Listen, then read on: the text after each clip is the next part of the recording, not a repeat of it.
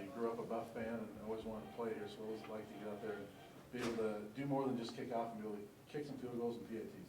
It was an incredible feeling. It was great just knowing that all my hard work's finally paid off. And my dad went here and all my friends go here, and being able to play in front of them at a big school like this is something I've never been able to experience. I loved it. Can you explain the last few weeks? I mean, you go in, obviously you guys have a cemented kicker in Diego. He goes down, all of a sudden you're part of this kicking competition. Can you just describe the last couple weeks and how you've approached it? Well, I got a text after the Michigan game. I actually wasn't even traveling. Be ready to compete the next week. And I've been going to camps all through high school, and I feel like the last 2 years has just been me competing.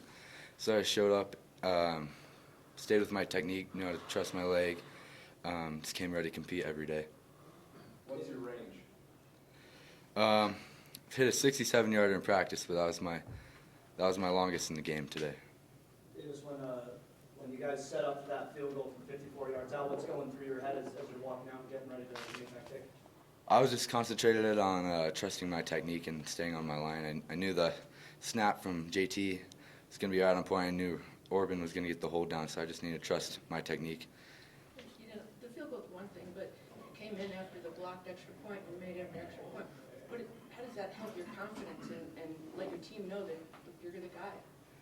I mean, just getting out there and, like I said, trusting my technique and knowing that as long as other people do their jobs, I can do my job.